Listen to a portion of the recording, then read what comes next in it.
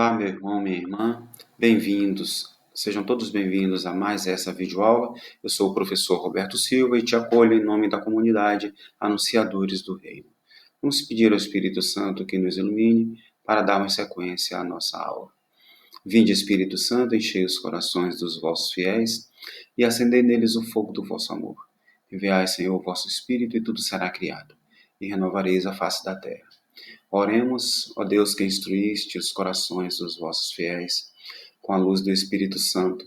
Fazei que apreciemos corretamente todas as coisas segundo o mesmo Espírito e gozemos da sua consolação. Por Cristo, Senhor nosso. Amém. Estamos reunidos em nome do Pai, do Filho e do Espírito Santo. Amém. Muito bem. Dando continuidade à nossa sequência de videoaulas, hoje nesta videoaula, nós vamos ver a fonte ou código javista.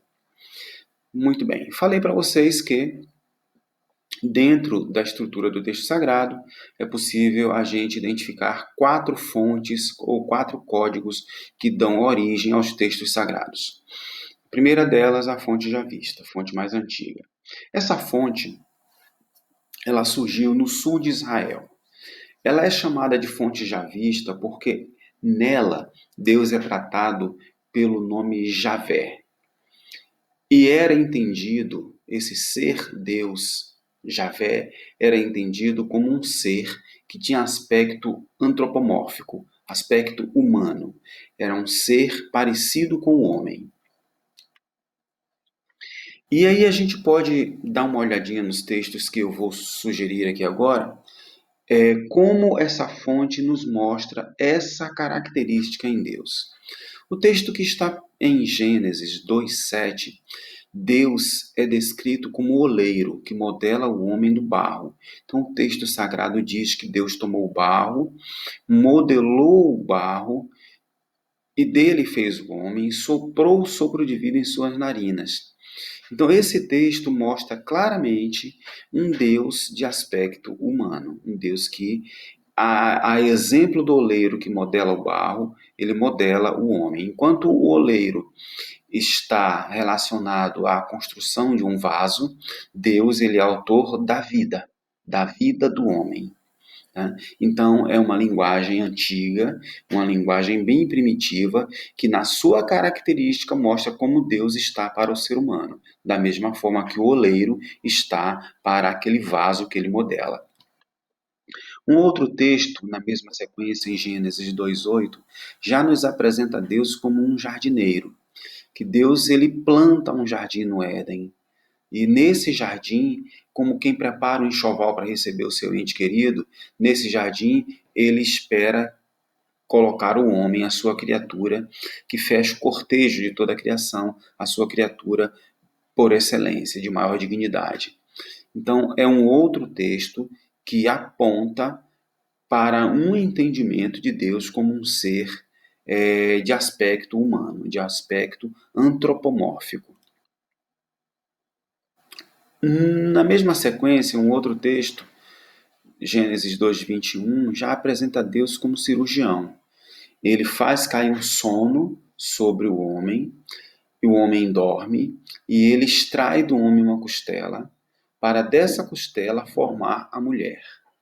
Então o texto nos apresenta também, na sua maneira de exprimir, na sua maneira de expressar, um Deus com aspecto humano, comparado aí a um cirurgião. São características dessa fonte javista. Já um outro texto, Gênesis 2:22, Deus é comparado, é apresentado como um arquiteto, né? Aquele que modela, que molda, que dá forma. Então, ele modela a mulher e apresenta a mulher ao homem. Então, aqui nesse texto, mais uma vez, a característica do aspecto humano é apresentada em Deus por essa fonte javista. Um outro texto, Gênesis 3:8, diz que Deus caminha com o homem no paraíso. E os homens do paraíso, no caso Adão, Eva, escutam os passos de Deus, escutam as passadas de Deus. O texto mostra isso. Então, retrata um Deus que tem pernas, um Deus que caminha ao lado do homem, um sinal aí de companheirismo, de parceria, né, de amizade. Um outro texto, já um pouco mais adiante, no mesmo capítulo 3º, 3, de 9 a 13, Deus fala com o homem. Nós sabemos que a voz, ela é um processo mecânico, ela se dá nas cordas vocais aqui na garganta. É tanto que algumas pessoas nascem mudas, porque não desenvolvem esse mecanismo vocal. Então, o texto apresenta para nós um Deus que é muito parecido com o homem a ponto de ter voz, de falar com o ser humano. São características bem interessantes que só estão presentes nesta fonte já vista. Lá no capítulo 3º ainda, Deus é apresentado como alfaiate. Ele constrói, ele cose, ele costura túnicas, né, de pele para o ser humano vestir, né? Então Deus é apresentado aqui como um alfaiate. Lá no Gênesis 7,16, durante o dilúvio, né, Noé constrói a arca e não tem condição de fechar a arca por dentro. Então é o próprio Deus quem do lado de fora fecha a arca para Noé. Né? O texto nos apresenta um Deus como uma pessoa, um ser que possui mãos, né? E isso é bem característico da fonte já vista, volto a dizer, né? Lá na frente, já no capítulo 18 do Gênesis, um outro texto diz que Deus desce para ver de perto o pecado de Sodoma, né? Uma cidade que vivia com os mais diferentes tipos, né, e expressões do pecado, e Deus desce do seu trono sagrado para ver de perto o pecado de Sodoma. Então aqui, mais uma vez, o texto, por ser um texto muito antigo, um texto primitivo, uma fonte muito antiga, uma fonte primitiva, ela nos dá a ideia de que Deus precisa descer do seu trono da glória para ver de perto o pecado de uma cidade. Ora, Deus é onisciente, sabe de todas as coisas. Deus é onipotente, ele pode todas as coisas.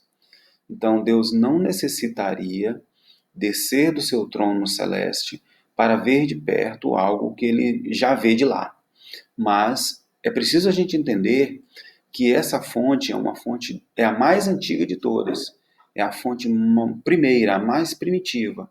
Daí ela apresenta Deus com essas características humanas, e esse Deus precisa descer do seu trono sagrado para ver de perto o pecado de Sodoma. Né? Apresentar Deus como um ser de aspecto humano é característica de uma linguagem antiga e pouco reflexiva. Né? Peço que vocês vejam todos esses textos, façam anotações na Bíblia de vocês.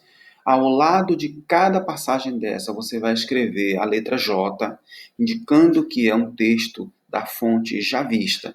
E assim você vai construindo a sua estrutura de estudo na sua própria Bíblia, tá? Então, no nosso próximo encontro, nós vamos ver a tradição eloísta, que é a próxima.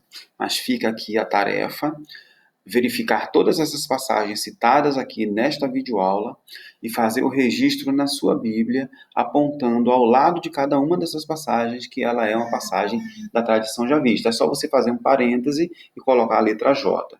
E em algum ponto do texto você vai fazer um asteriscozinho e dizer: tradição já vista apresenta Deus como um ser de aspecto humano, e vai montando sua estrutura de estudo. Tá bom, gente? Na nossa próxima videoaula, nós veremos a outra tradição, a outra fonte, que é a fonte eloísta. Muito obrigado e vamos até a nossa próxima videoaula.